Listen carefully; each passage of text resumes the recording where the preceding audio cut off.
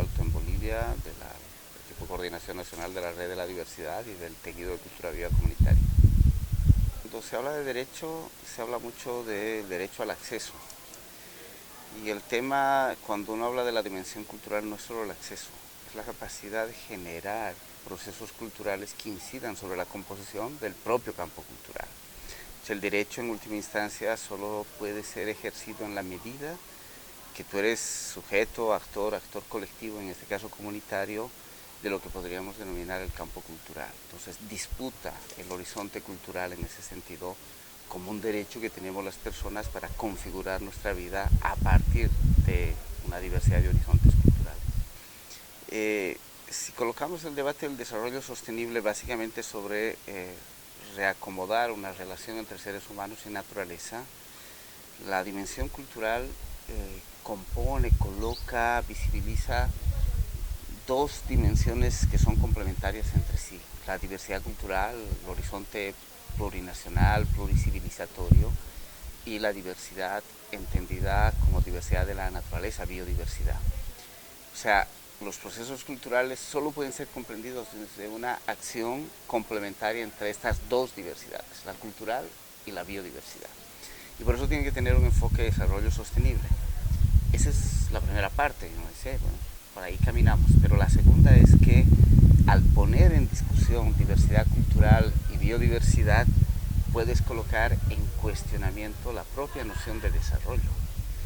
Porque uno de los problemas cuando empiezas a trabajar el cuidado de la biodiversidad y el cuidado de la diversidad cultural es que las nociones de desarrollo ligadas a los procesos de crecimiento son las que deterioran los procesos de biodiversidad y de diversidad cultural. Entonces necesitas conectar desde una visión de desarrollo sostenible, pero al mismo tiempo necesitas erosionar, voy a decir, el propio concepto de desarrollo sostenible. Que los procesos culturales tienen que ver con la integralidad de la vida, es decir, cómo reconstituimos nuestros campos de relaciones. No puedes entender los procesos culturales sino como procesos vinculares. Es relación entre otros sujetos, entre personas, seres humanos, pero también esta relación que hablábamos hace rato entre personas y naturaleza. Por tanto, las acciones culturales, por muy chiquitas que parezcan, hago teatro, hago pintura, hago música, inciden potentemente en la vida de las personas y sus sentidos de esa vida. Y entonces afectan la totalidad de la vida y en ese sentido es muy potente, pero solo tienen afectación positiva si eso somos capaces de articular en redes, en cadenas. Si hago una acción cultural aislada, no logro ese impacto. Y por eso el enfoque del que trabajamos es cultura viva comunitaria, porque el tejido comunitario es lo que permite exponencialmente generar esta capacidad de incidencia de los actores culturales. Mira, desde los gobiernos hay una cosa que me parece fundamental. Hay que romper la mentalidad, y eso significa una mentalidad en el sistema burocrático de los gobiernos, de entender que no son los gobiernos los que hacen gestión pública de la cultura. La cultura solo puede emerger de la relación de la gente y de las acciones que ocurren en la sociedad, en la comunidad. Por tanto, el Estado tiene que modificar su noción de política cultural para colocar en la actoría justamente de eso, de los sujetos culturales, la capacidad de la gestión pública desde el ámbito cultural. Y eso reposiciona al Estado, porque el Estado va a perder, entre comillas, un cierto escenario de protagonismo y de poder para devolverle a una cosa que es básica a la gente, la gestión cultural.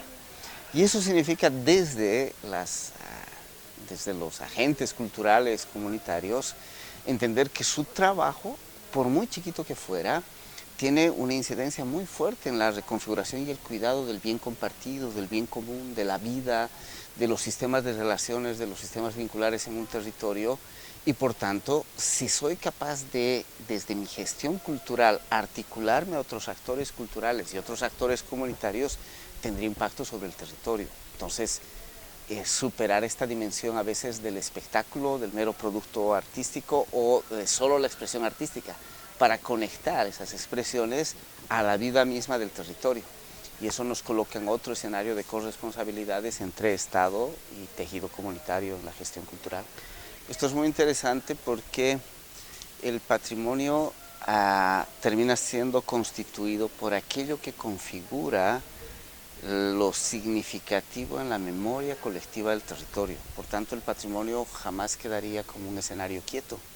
Es un escenario que la propia comunidad va definiendo qué le configura estos como referentes de pertenencia local y del territorio local desde sus procesos propios. Y entonces lo patrimonial puede ser un escenario, en este sentido, altamente movible, porque ya no pasas por el ejercicio patrimonial en términos de resguardar una práctica cultural y convertirla casi en una esencia que tiene que ser repetida en sí misma o cuidada en sí misma, sino ese patrimonio es vivo porque interactúa en el escenario de la comunidad. Y entonces generas una noción patrimonial en constante movimiento y entonces cuestionas los sistemas de declaración de patrimonios, ¿no? Entonces necesitas recolocar eso en un escenario múltiple de relaciones muy vivas y eso nos está poniendo al menos en cuestionamiento mucho de la política cultural. Estas pertenencias ocurren en ese campo patrimonial por distintas entradas, una memoria compartida, un campo de saberes comunes, unos lugares de referencia que construyen esta sensación de yo pertenezco aquí porque hay este simbólico que me articula. ¿Qué es eso? Es un escenario profundamente vivo y en movimiento permanente. Y ahí las experiencias de cultura viva comunitaria tienen una capacidad de agenciamiento muy grande porque entran en la dinámica de la vida del territorio. Yo diría que una de las cosas básicas del movimiento cultural viva comunitaria y su capacidad de sistematizar experiencia es que al exigir, en el buen sentido de la palabra, que mi dinámica comunitaria necesita articularse en tejido o en red, mi estrategia de gestión cultural siempre va a tener una estrategia de intercambio. Pero mucho del intercambio ocurre en el plano vivencial y en el plano de la oralidad, por decirlo de alguna manera, o también de la imagen compartida, pero poco en las formas clásicas del texto escrito. Muchas de las experiencias culturales tienen un volumen de experiencias increíbles, pero no tienen un registro escrito de su experiencia. Pero tienen también por eso una experiencia muy grande en el intercambio de experiencias, en el encuentro, en el encontrarse, el compartir con otra organización. Pero, sin duda alguna, ahí hay una ausencia de una estrategia general que permita que eso produzca registros, que permita una especie de acumulado de esa sabiduría colectiva. Y ahí sí hay un déficit en el movimiento, sin duda alguna. A ver, ahorita tres cosas que me parecen claves. No hay posibilidad de hacer acción comunitaria, cultural, si no te tejes en red. Cuando te tejes en red, consigues multiplicar tus energías y tus fuerzas que de otra manera en tu pequeñez no alcanzarías. Y esto es la potencia del compartir, voy a decirlo así. O sea, esta capacidad de establecer redes de reciprocidad es lo que le produce autonomía al movimiento y al mismo tiempo una capacidad de incidencia territorial más allá de mi experiencia micro. Porque muchas de las experiencias de cultura viva comunitaria son micro. Pero esta conexión es fundamental. Por tanto, uno de los primeros desafíos es eso, tejerse en red, hacer tejidos, hacer articulaciones, montar redes, ¿no? Eso nos da fortaleza y potencia. Segundo elemento, hay una disputa con la política pública, por tanto necesitas negociar con los poderes públicos, en parte para resguardar tu trabajo, porque muchas veces la política pública, cuando surge, lo que hace es erosionar estos procesos comunitarios. Pero tú puedes negociar con el gobierno, con el Estado, con las instancias institucionales para generar política que proteja mis procesos de autonomía y en algunos casos todavía mejor, si me permite que la política pública pone recursos que me permitan expandir mi trabajo. Pero si lo hago desde mi autonomía, no dependo de eso. Lo que me permite es una ampliación, donde necesito también este campo de negociación con la política pública. Y lo tercero que me parece, a partir de lo que planteabas antes, necesitamos una estrategia mucho más